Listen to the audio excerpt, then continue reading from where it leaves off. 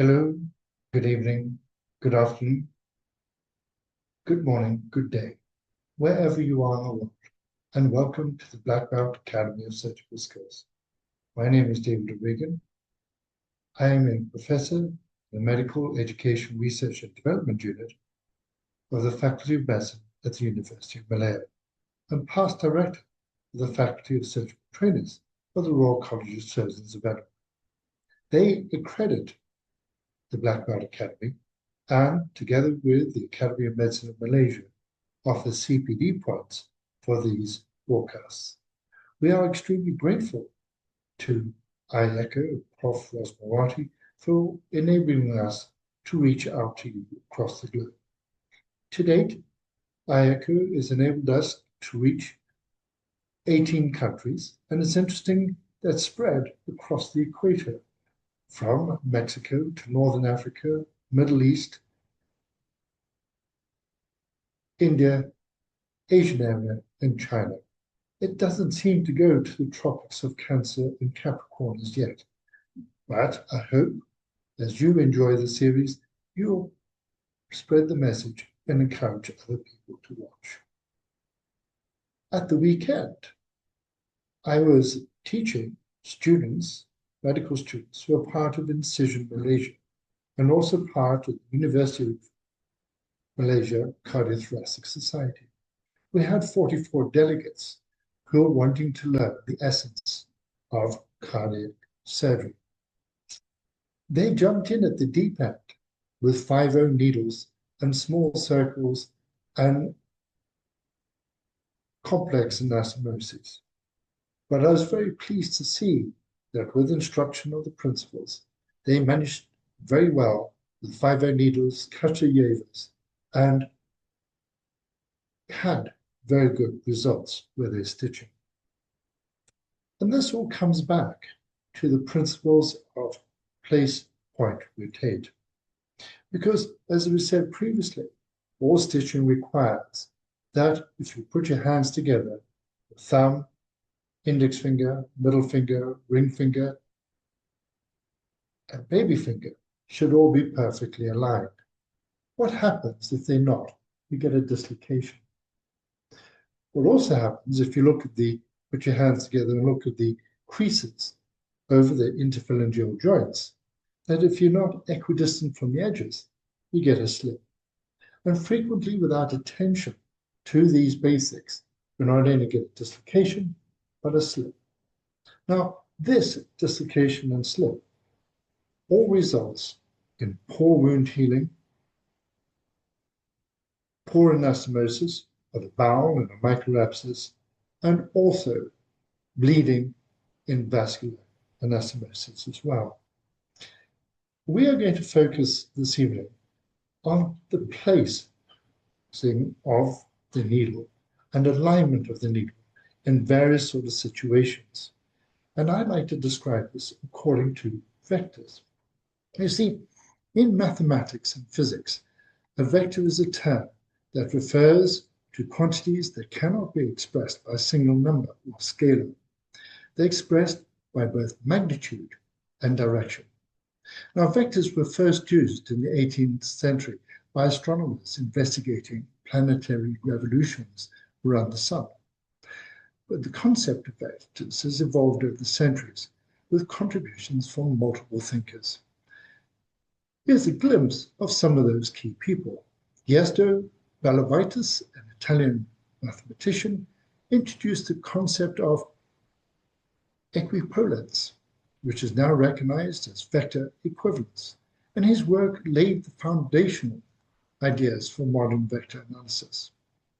We then had William Rowan Hamilton, born in 1805. He's known for inventing quaternions. Now, Hamilton gave an algebraic framework that extended vectors into 3 dimensions. Hamilton knew that complex numbers could be interpreted as points in a plane, and he was looking for a way to do the same for points in a 3-dimensional space. Points in space, as we now know, can be represented by their coordinates, which are triples of numbers. And for many years, he had known how to add and subtract vectors, triplets, and numbers, but for a long time he had been stuck on the problem of multiplication and division, and he could not figure out how to calculate the quotient of the coordinates of 2 points in space. The great breakthrough through quaternions finally came on the 16th of October, 1843, in Dublin, where Hamilton was on his way to the Royal Irish Academy to preside a council meeting. And as he walked along the towpath of the Royal Canal with his wife, the concepts of quaternions were taking shape in his mind.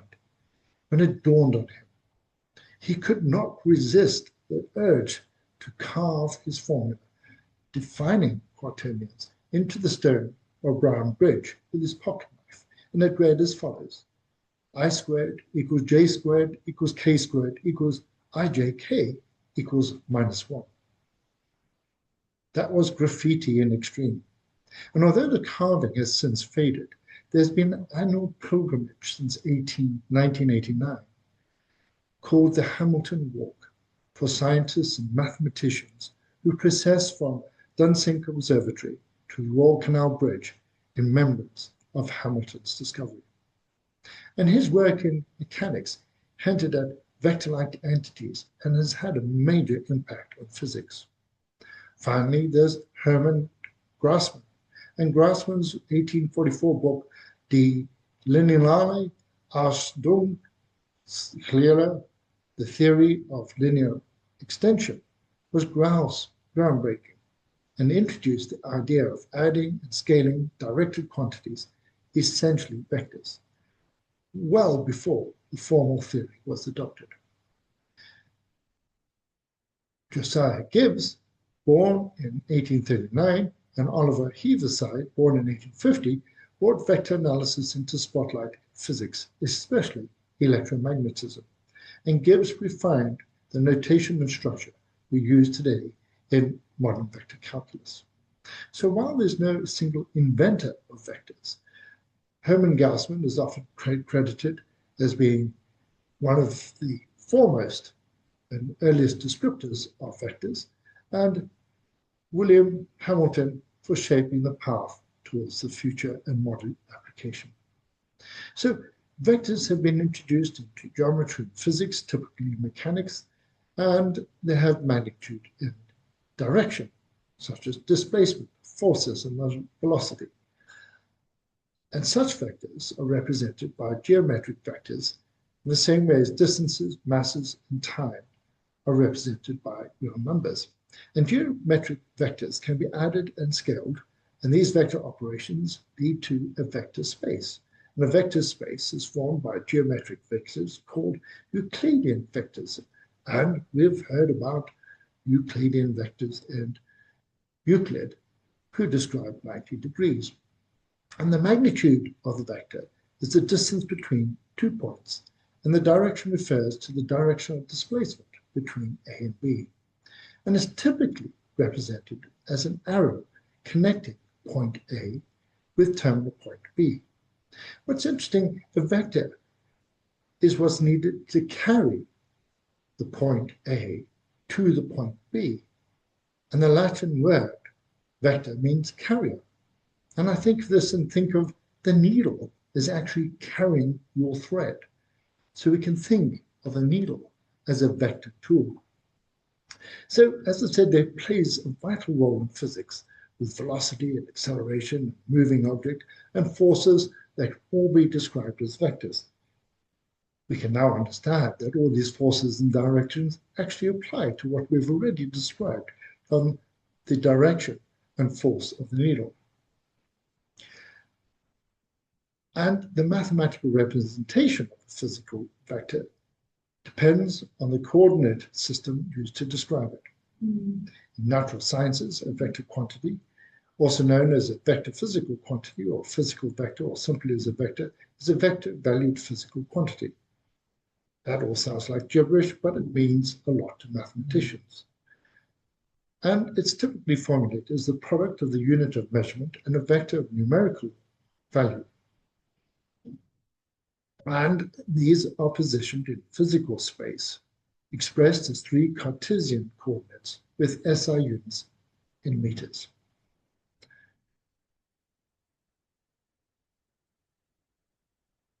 Many vectors that are now considered in mathematics are endowed with other structures. There are rotational vectors, as we see rotation of the needle, and a Euclidean vector whose direction is that of the axis of rotation and magnitude is the angle of rotation.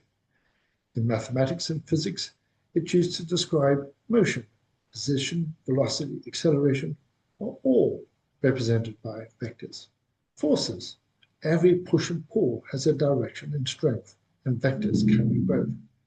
We've had electromagnetism and electric fields are vector fields. And in quantum mechanics, states can be represented by vectors in complex places. In computer science and graphics, 3D modeling, animation, and vectors describe positions, orientations, and movement. In machine learning, data is encoded as vectors for algorithms to process. Then this is reflected in game development to simulate motion, collision, perspective. In medicine, surgery, biomechanics and muscle forces, torques of joints and body movements are vector-based. Imaging, gradient vectors help the reconstruction of MRI and CT scans. And robotic surgery, instrument paths can be modeled with vectors for precision. In the natural sciences, the term vector quantity also encompasses vector fields defined over 2 or 3 dimensional regions of space, such as wind velocity over the Earth's surface. Now, this is where it gets kind of poetic and comes back to the full circle of the Black Belt Academy of Surgical Skills, because it applies to martial arts and Tai Chi. And my fellow sensei, Chris Caddy, has just started his Tai Chi journey. A punch, a parry, a graceful pivot are all expressions of force and direction. Each movement you make in surgery is an expression of force and direction. So vectors can metaphorically represent the flow of chi, the balance of opposing forces, and it's not just maths. What it is motion made mindful. And that is why I like the concept of vectors as applied to surgery. So on this list of uses of vectors, I think I must add the Black Belt Academy, the surgical skills, and the training of how to use a needle. So this evening, I would like to take you through what I think is a logical progression of how to use your needle. I've said to you, it consists of that 90 degrees to the tissues you want to stitch, 90 degrees across what you want to stitch, and note my 2 fingers there are together, and 90 degrees into what you want to stitch.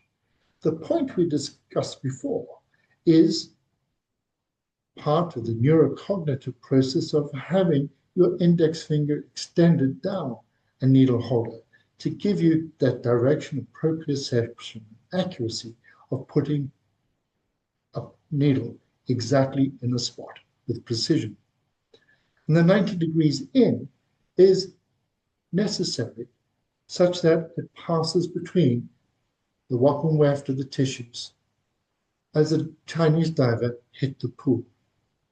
This evening is focused more, as I say, on the vectors and this place element of the point, because the place enables you to think of space and spacing, and that requires rehearsal and practice.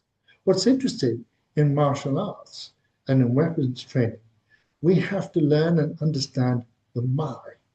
The mai is the space between you and your opponent, you and the weapon. What's interesting, the concept of mai and space actually enters the art of Japanese flower arranging.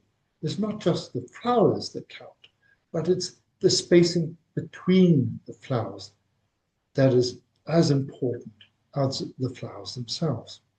And I believe this mai and the vectors sit very nicely with the concept of how we stitch and place needles. What we find in many sports, we discussed before, is the concept of understanding posture. But once you've got the posture, one has to think of the movement and the body structure. And we've discussed the way you stand, and we've discussed the anatomy of the upper leg and the rotation. The place can be practiced by literally drawing lines. And I've drawn lines on a linear incision here, 90 degrees across the incision. So place my needle on the line, rotate it back, and rotate it out on the line. And try and ensure, as we said before, you are equidistant. Now,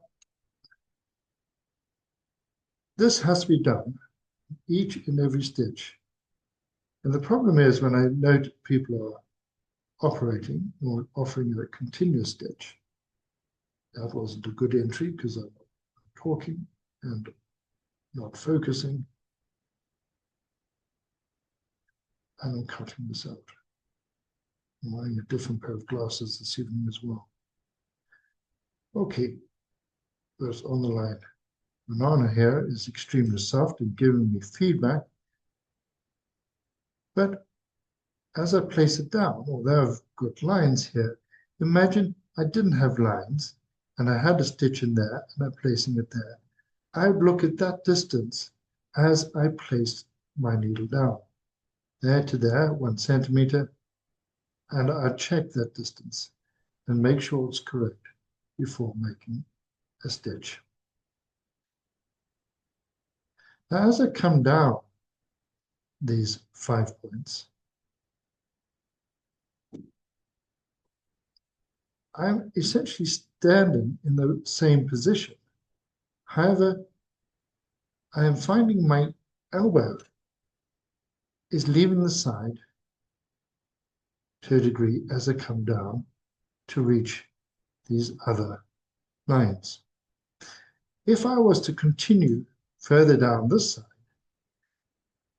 and on a longer incision, and I illustrate that and moving, staying in the same position, but moving the banana, I'm finding it a little bit more difficult. And the angle of my needle is subtly changing. You won't be able to see the angle of my needle subtly changing here, but I can see and feel it subtly changing. If I attempt alignment here, place,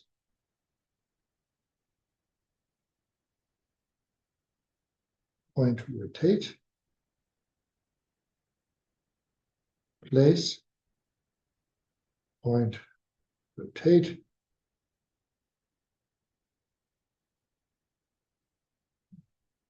and I come to this side, I have a problem. If I keep my feet in the same position as I have done here, I will not be able to effect a stitch here without really abducting my shoulder.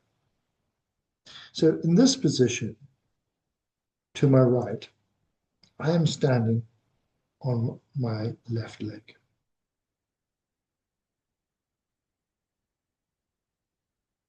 And if I remain on my left leg to try and take a stitch in this position, I have to really abduct my arm and twist in the most awkward position. So to avoid doing that, I change my position now to my right leg. And I've turned my body in towards my elbow to reduce the abduction of my upper arm. And I'm now standing on my right leg. So try it yourself as you practice, because this is an important concept as we come to the other shapes.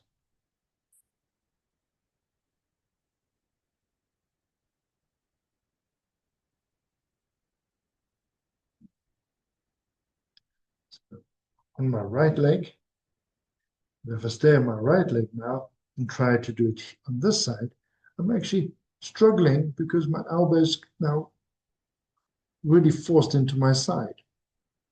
I have to now move my body position to my left leg.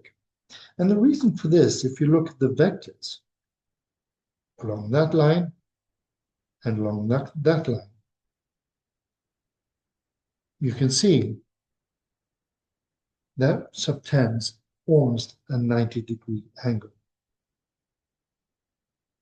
You cannot be standing in the same posture on the same foot for putting a stitch on this side and putting a stitch on this side.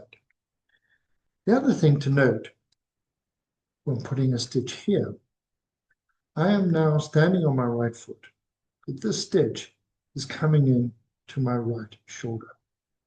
And when it comes into my right shoulder, that is for a right-hand surgeon, that is the most difficult stitch to do.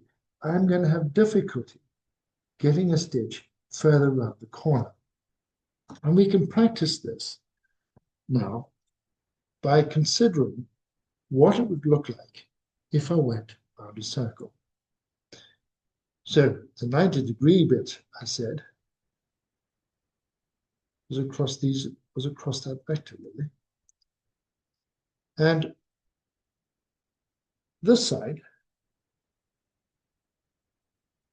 here, I am standing at 10 o'clock on my left foot.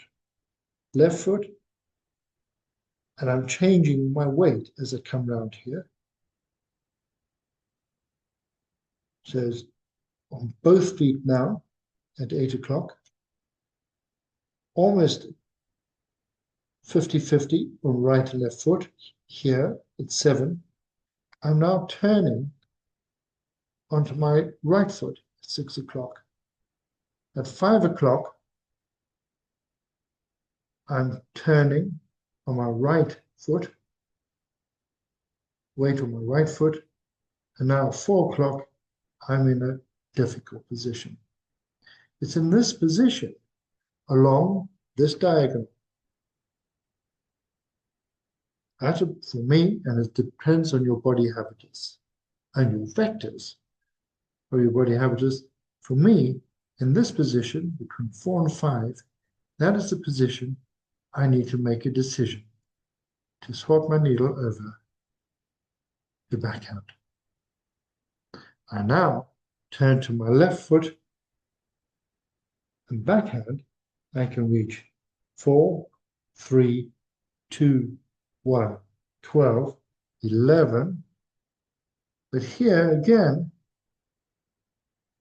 on the diagonal opposite, it is awkward because I am abducting my elbow and trying to do the rotation in the most awkward of positions. So in that position, I need to turn my needle to forehand, and I'm back in my original position. So just to go through that a little bit quicker, forehand, left foot, forehand, left foot, going to right, forehand, going to right foot, forehand, right foot, forehand, right foot. At this diagonal, I cannot make a stitch, and therefore I'm mounting it backwards, left foot backwards, changing my body position from left foot to right foot, left foot to right foot, coming more right foot, backhand, right foot, backhand, and now you'll find that your elbow is abducted and you're going to have to change your body position again to the side.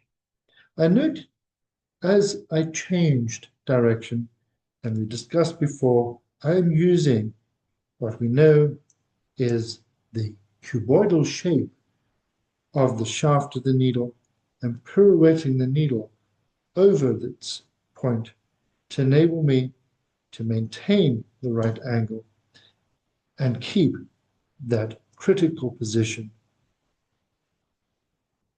just on the halfway, at the tip of the needle holder, and the working angle there that really describes, and I'll focus in a little bit further, which really is critical for the alignment of the needle and that 90-degree plane. So how can we practice that? Well, here we go. We can practice going round a circle. But before we do that, I want you to get a pen and paper for me and do a little exercise. And I think this is fun. And this little exercise, as we've gone round the clock there, all right, on my protractor, we've gone all the way around the clock from 1, 2, 3, 4, 5, 6, 7, 8, 9, 10, 11, 12 o'clock. And this actually represents and what most surgeons describe their orientation. I've always put myself at 6 o'clock and look at 12 o'clock and orientate myself accordingly. So a little exercise, which is rather fun, that I've been doing as a study in the Faculty of Medicine, and I thought there'd be a difference between experts, training surgeons, and medical students. And the first one is to draw 4 lines on a piece of paper with a rule and a pen to represent the clock. So I was looking at this and playing it with it earlier. And what's amazing, looking at medical students and even expert surgeons, the difficulty people have in actually drawing 4 radial lines to represent a clock. And I can't see at the present moment, although I have got to analyze this in detail for each cohort, I can't at the present moment spot the difference. As we have tested you before, you will see that is 90 degrees. So as I try to work out how to perfectly do this, in that space, I need to get another 2 lines. So I need to divide it into thirds. And in dividing it into thirds, I need to think 1/3, 1/3. But just placing my protractor there, I know that's too much, and I know that's too little. Too much, too little. So I often refer to this as too much, too little, as the Goldilocks phenomenon. Not too much, not too little. But having determined that line and think that is good, the best thing I can do now is draw a perpendicular line to that. And that's the easiest way for me to find out that orientation. That's 90 degrees, that's 90 degrees. So my last one now is relatively easy because I need to draw one between 1 o'clock and 3 o'clock. And I bisect that angle. And by bisecting that angle, I draw another line. And now I simply have to, again, 90 degrees, make it perfectly 90 degrees to that line I've just drawn, without thinking about the radiation. And there, let's see if I've drawn the perfect circle. Not bad at all, actually. Not bad at all. As I look at that, you can see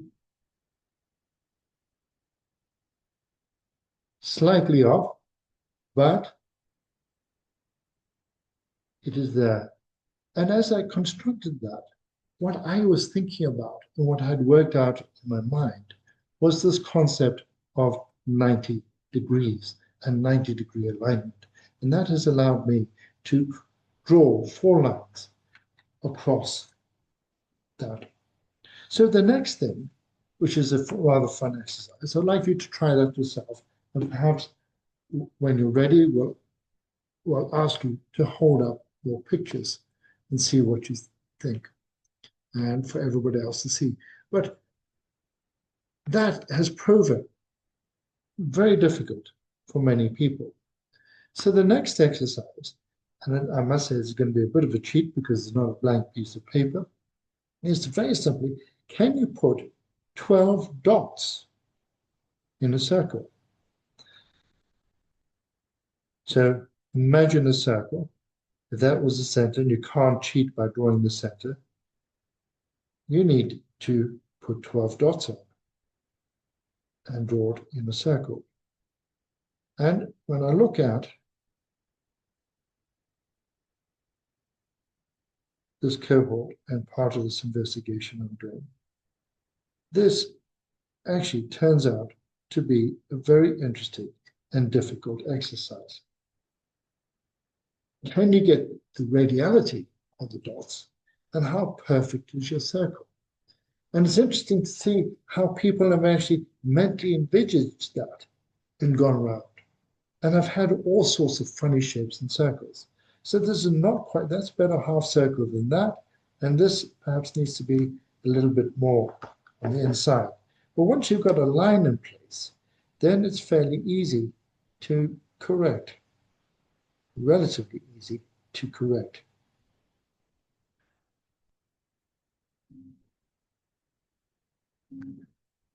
To form a better circle. Try it yourself.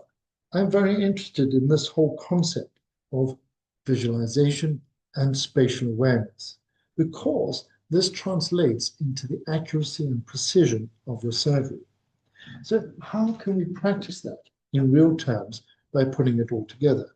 And this is part of the Black Belt Academy skill, is can you put 12 perfectly radial sutures around a banana? We have actually done this exercise and scored 94 bananas according to all aspects that I've described of the place, point, rotate.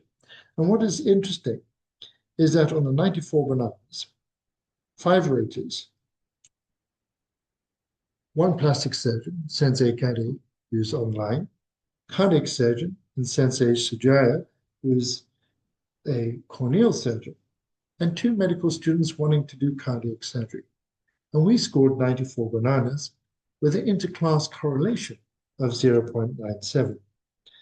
This now becomes a very awkward exercise because what I want, as we've described with the lines and on the protractor, is 12 perfectly radial sutures. And 12 perfectly radial sutures without mushing the banana. So the place, doesn't matter where you start, I'd place the suture down and pause for a moment.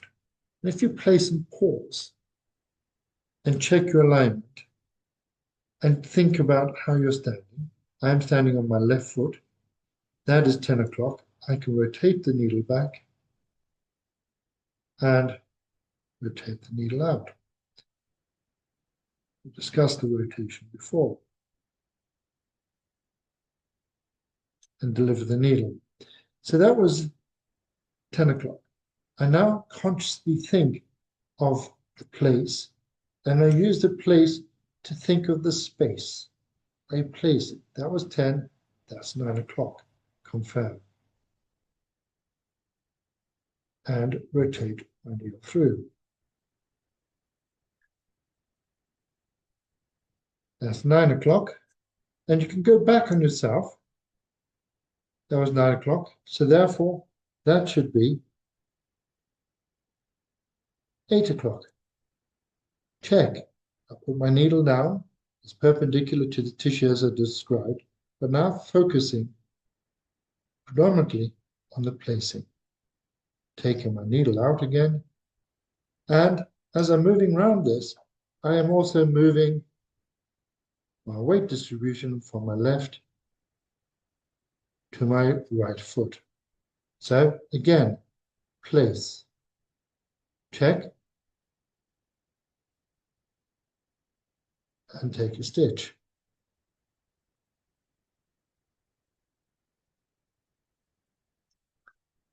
I'm now at 6 o'clock.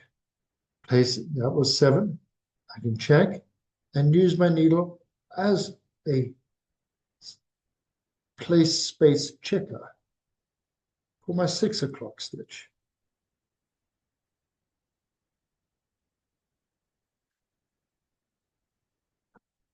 Note that I'm not encouraging at any stage that we use forceps, because I think the forceps detract from the rotation of the needle and destroys the vectors of rotation.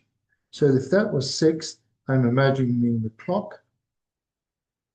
And I do wonder if people actually have difficulty with the clock because we no longer wear wristwatches. Of a class of 44 people, I only found one person with a wristwatch with a classic position and demarcation of the hours of the clock. So is it a skill that we're losing because we're not wearing it every day? Just a thought. So now you see I'm at this tricky 5 o'clock position. I'm on my right foot. I cannot actually deliver this carefully, and I've got a choice. My choice is either to leave the needle in position and turn to my left foot and deliver the needle, or deliver the needle and then turn. Well, it depends on the situation, but I'm going to leave the needle in position and turn, because that's going to allow me now to pick up my needle for the right position so I can place it. Where was that? It's 4 o'clock, 6, 5, 4, place it for my 3 o'clock. Note as I'm doing this, I'm actually being quite deliberate in my placing. Now, the thing is with operating, everybody's so focused, and that I've lost rotation of the needle and it hasn't gone quite where I want it. And therefore, I take it out again and do it. That's better. And deliver it. The tissue holds the needle in position. I'm making use of the fact of this cuboidal shape of the shaft. I'm not grabbing needle, I'm delivering it, and then I apply. Okay, 3 o'clock, 2 o'clock, 3, 2 o'clock. You can now appreciate I can visualize and see that position.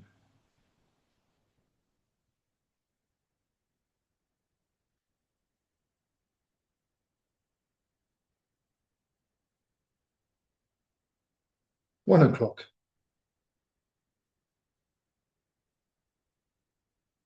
I can stop, pause, check my position.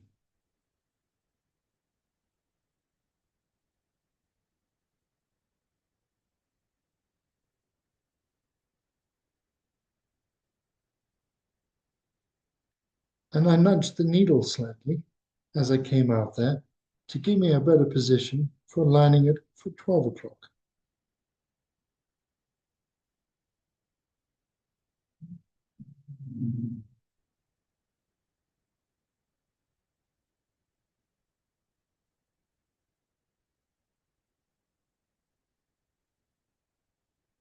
And my final stitch now, I'm on my right foot, 12 o'clock, 10 o'clock,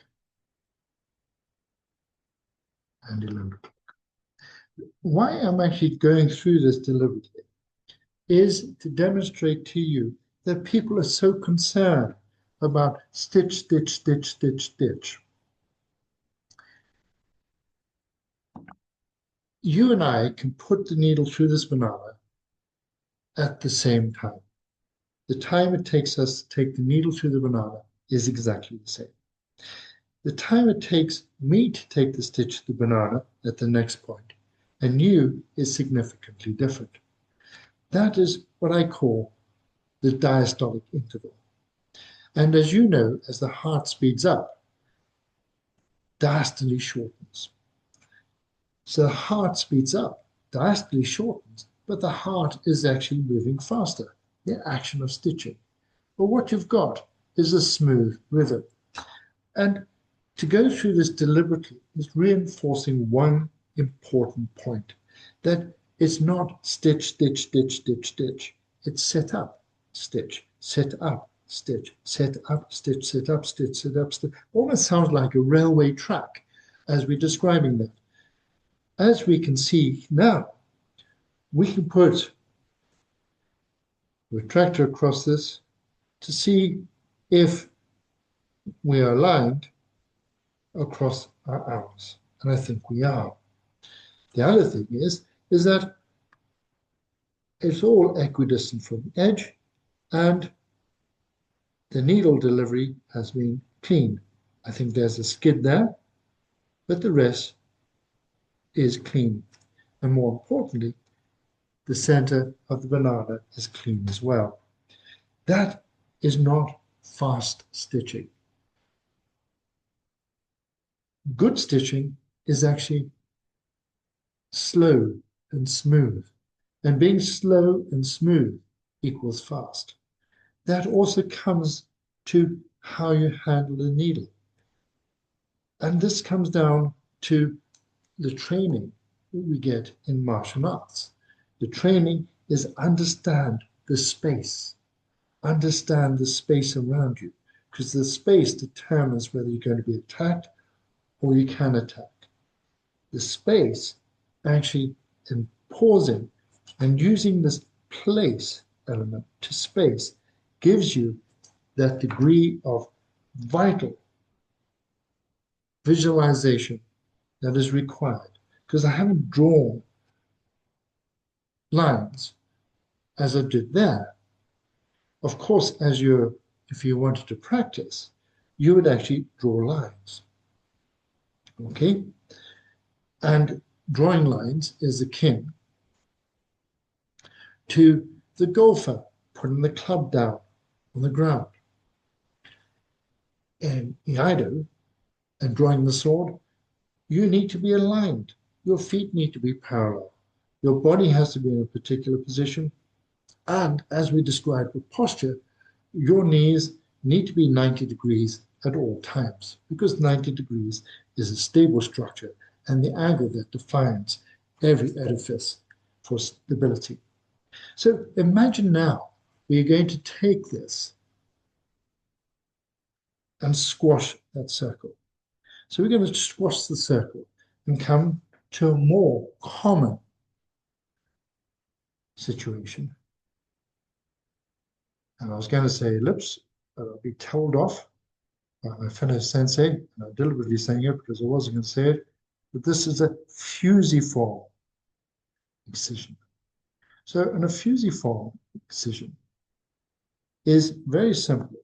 Now we've got to think of where is 90 degrees at each stage. Here. So across the middle, here, it's 90 degrees at that edge, and it's 90 degrees there. No problems. But you wouldn't actually take your suture through there and drag it through there, because the force of taking it through there and pulling it across to this side will tear the banana. But if I put 90 degrees here, and I put 90 degrees here, you can see the vector from there to there are totally different.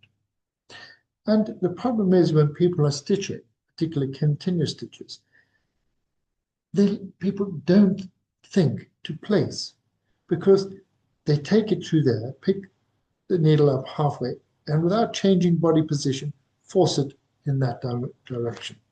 This, as we get towards whether it's the heel or the toe, the vernacular used to describe vascular anastomosis, you can see this angle, as I demonstrated previously on the banana. The vectors there are now becoming more extreme, to the point where we come down to here, just before the end, and there you have that 85 degrees or 90 degrees that I originally described. Yeah, 90 degrees there, 90 degrees there. But the problem is that people will shortcut, take the needle through there, and it tears the banana. Now, what do you do about the point? Where is 90 degrees to the point? This actually is quite simple. It is parallel to the two walls. If you've made your incision down the middle between the two walls of the vessel, it is parallel to the two walls. So the vector at the point here in here is usually parallel to the two walls. The banana's curved here, so that's why but there's the vector, all right? So if I was taking my needle through the tissues, by way of an example, I'm taking my needle through the banana this side, and I'd have to do it in two because the two edges are not together. I need to take my needle underneath this edge and pick it up, and on that vector there, equal and opposite, equal and opposite. I take my needle through this vector, and if I don't change my body position, and I try and take it through, force it all the way through, and drag through, and take it through this side without considering it, I'm going to cause damage. That, as you go quicker and quicker, and not forgetting to place the needle at this position, you see people go like that and try and go through that side. I've just torn out the banana deliberately there to show the effect of that rotational torque and trying to shortcut it. Now, the other thing is to help you with the heel and toe. People are very concerned when stitching a vessel that they'll hit the posterior wall. So if I draw the vessel for you here, I'm going to draw a vessel, and you're looking at a cross section. That's a cut edge. The different problem is that many people get very wary, particularly in cardiac surgery. Remember, this is a 1.5 millimeter vessel, and they would come in with a needle at that vector. And if that's the point of the needle, the likelihood of it hitting the back wall is extremely high. The best thing to do in this situation is not coming like that, all right? Because the needle is going to hit. Is actually hold the needle further back on the swage, okay? If I hold it further back on the swage, I can use the belly of the needle to push the posterior wall away. Then I can slide almost on this blunt, atraumatic, gently slide that along and bounce up through the anterior surface. It's a nice trick for vascular surgery because if I try and come in here and take a swipe, and inevitably end up coming down here because my vector of rotation is starting here and going there. Whereas if I use the belly to push the posterior wall away, slide it along, I can actually come up accurately through the anterior surface and guarantee that I'm never, ever, ever going to, never say never in surgery, I am not going to damage that wall at all. And I'm using now, as you can see, the anatomy of the needle together with the rotation and vectors to assist me. So imagine that was an empty lumen. I don't want to see the banana mush, but I'd use that there and come up accurately from underneath. Whereas if I'm coming from above, out, I risk the posterior wall being damaged, and my spacing is not going to be as accurate and well aligned. So all of these, when put together, require you to understand your my and space, place, space, place, space. So there you go, 90.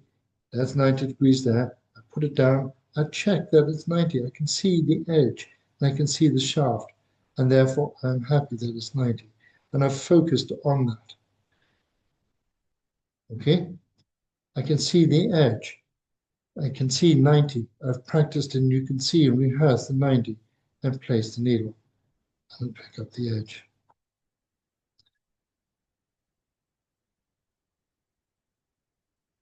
And again, as I'm doing this, I'm thinking of my weight distribution. For me, this is practice and it becomes automatic.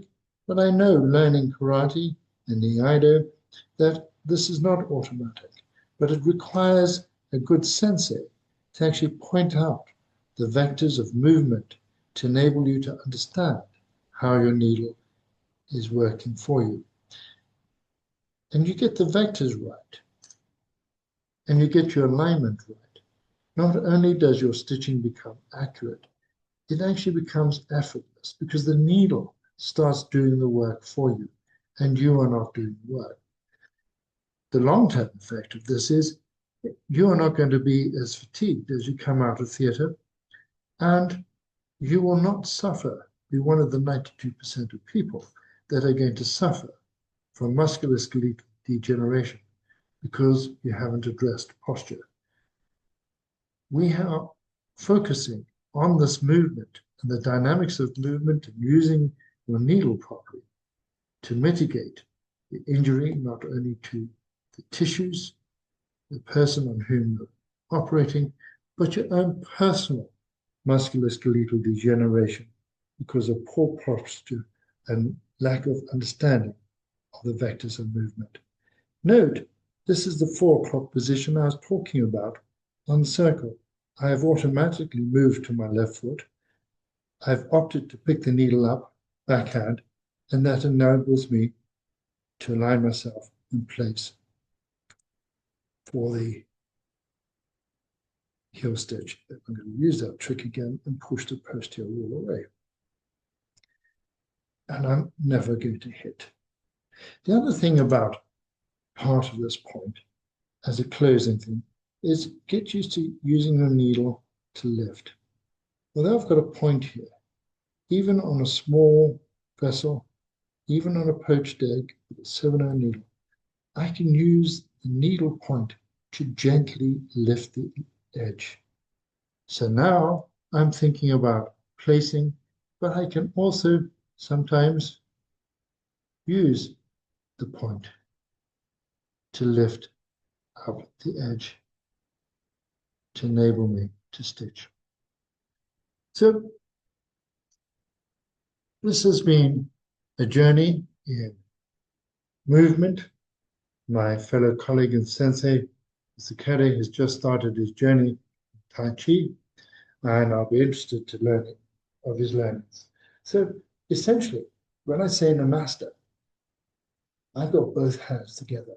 That's when you can put a needle across both and take it in two.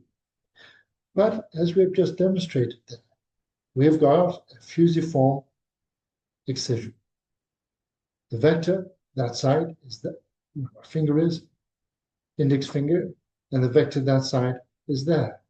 The two subtend an angle of about 85, 90 degrees. Please, please, please, the master, do not ever try and force your needle across vectors that are doing that. That is where you're going to damage the tissues. That is also where you're going to be in a very bad posture. And if you watch surgeons operating, some of the contortions at the table to affect a movement are quite astounding. And the thing is that we do this unconsciously. We do this unconsciously because we're not thinking about deconstructing our movements and making them purposeful and effortless. What's interesting in the training of martial arts and Tai Chi, the vectors of martial arts and Tai Chi are the same. There's no force needed. In fact, if you start bringing muscle and force into it, you're probably doing it wrong. You let the vectors and the energy and the direction of movement and understanding the anatomy of the needle enable you to bring tissues together. And on that note, I would like to ask my fellow sensei, Chris and Prof. Sile, to join me to discuss vectors and alignment. Good afternoon, David. Once again, an exemplary demonstration. I think you started off, all of that is very high level. And I think beginning students, it may well have gone over their head. So this is where it's going to be important that you lay this down in your video library so people can go back and listen to it again. Um, you didn't have quite the usual flow because you were reading it rather than expressing it from the heart. When you came on Reading to what? demonstration, all of that was once again fantastic. At 7 o'clock, you didn't quite have it lined up properly. Um, but this is all nitpicking. The excision of your fusiform, perfect, and you picked it up with the needle to remove it. No forceps. It was excellent, and you didn't have to go back and recut it. So thoroughly enjoyed it, learned a lot. Well done. Thank you. And how do you've just started your Tai Chi. That is all about movement and direction as well, isn't it? Absolutely. I mean, I had to go back and think about when you move, you have to unweight one foot before you can move it. So that's about transferring your weight from one foot to the other. It's all about yin and yang. And you then move and put your foot down. So somebody practicing martial arts can go across rice paper without disturbing the rice paper because there's no torsion in your foot going down and lifting up again. So you can tell how somebody's moving simply by the way that they walk. And most people don't deconstruct the way that they walk. As a child, you learn to walk, you get up and you go. But what we're trying to do here is to get people to stop and think, what am I doing? How can I do it better? And so once again, I take my hat off to you. You're doing this brilliantly. Prof. Sile, your observations. Um, uh, Good evening, Prof. Yeah. Can you hear me? Yeah. Yes, can, thank you. Yeah, sorry, I can. Yeah. Anyway, I can. Yeah. Is it okay? Sorry, Prof. Yes, Good evening. Yes. Yeah. Good evening, Prof. David, and also the Prof. Chris. Thank you very much. Um. Actually, I drew up whether you can see me or not with this my paper. Can you see my yeah, small paper? lift it up. Yeah. All right. You drew that Yeah. direct, did you? Yeah, I learned set up and stitch. So remind me, you do embroidery, don't you? And I followed. And then this is my first time I learned the falciform defect. Yeah, Yeah, it's my first time, Prof. Yeah, thank you so much. Yeah. thank you. We have a Good. problem, especially in the big what do you call it, the gape wound, especially Yes, like abdominal wound that who have it with the wound breakdown, and then it is coming up with the granulation tissue, and when you want to do it, the secondary suturing, we usually encounter this kind of the falciform type of the wound. Hmm. Yeah, it is very challenging. And I have a questions if you can demonstrate sometime like at the edge towards the right edge and right end and left end. We left it something called like a dog ear. It's not very, the smooth position. So how shall I avoid it, Prof? Thank you. That is a very, Once again, that's about attention to detail. It's about distributing tension on both sides of the wound. So you have to think about where you place every stitch so that you actually go slightly back as you move forwards. But if you get the tension right, you have no dog ear. But you could ask a plastic surgeon to show you how to excise that dog ear, which is a very simple sort of maneuver, but you need to learn how to do it properly. the other So thing. I'm not judging you. I'm just saying you don't need to create the dog ear in the first place. You do that by being aware of the totality of the wound and where you want to end up. So you start with the end in mind. So the other thing is with a fusiform excision, I would come from the edges, from the ends, and work towards the middle. So you space from the end of the wound, either side, and work towards the middle. And that way the tension is brought up evenly and you're maintaining your direction and spacing each time. And as you get towards the middle, it becomes easier. The thing is with a very irregular wound, if it's a trauma wound, and I'm just going to simulate one here on the banana, as an irregular wound, what you need to do is actually think of it as a whole series of 90 degrees. And you'll see the vectors of 90 degrees across this wound are changing throughout its length. And it's important to attend to that to achieve that 90 degrees. The other thing to do before you actually tie the stitch, one can actually hold the stitch up and see if it's coming together and the spacing looks all right. And if it doesn't, or looks awkward, and you can see that the alignment is not as it ought, you haven't tied the knot. Do it again. Replace it. But simply taking up the tension of the stitch also gives you an opportunity to appreciate the mine and the spacing. But all of this actually might sound for most people laborious of being sort of dogmatic and I just want to get on and stitch. No.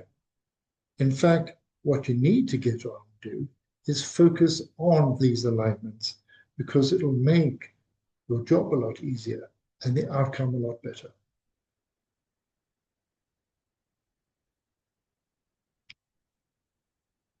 Sensei Caddy, anything else from anybody else watching? Any questions? I was just thinking about the difference between banana skin and human skin.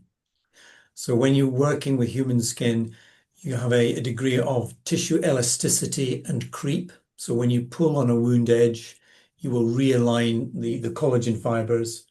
But that's not happening with the banana skin. So it's not as though you can lift the banana skin and then close it. So there are some differences there, but what we're doing is concentrating on those that are within our area of control. And that's about learning how to control the needle and its directions.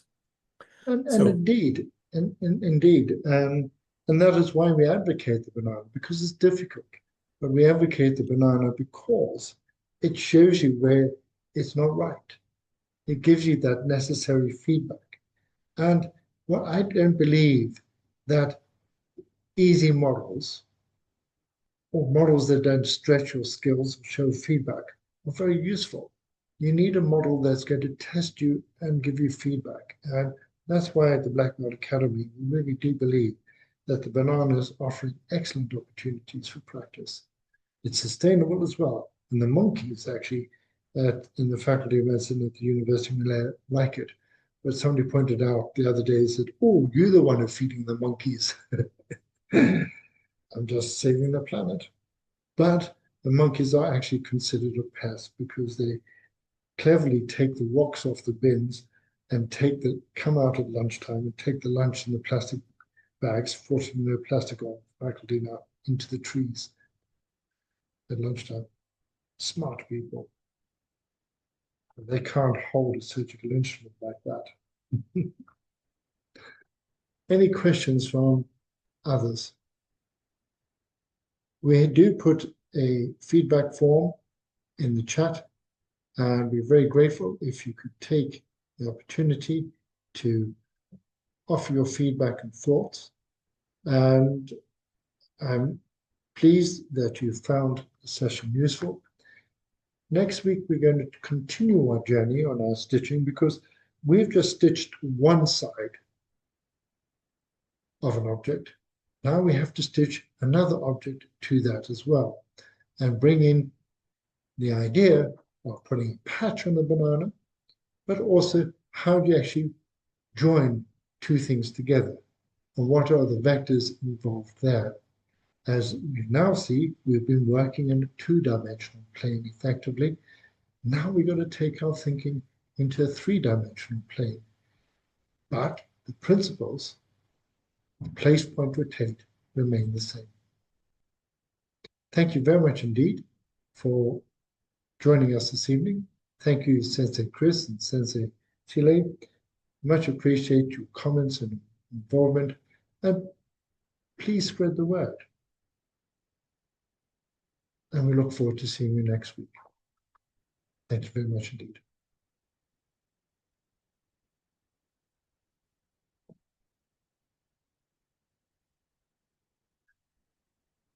So, any other observations, Chris? You can stop recording. Thank you, Dr. Pachito.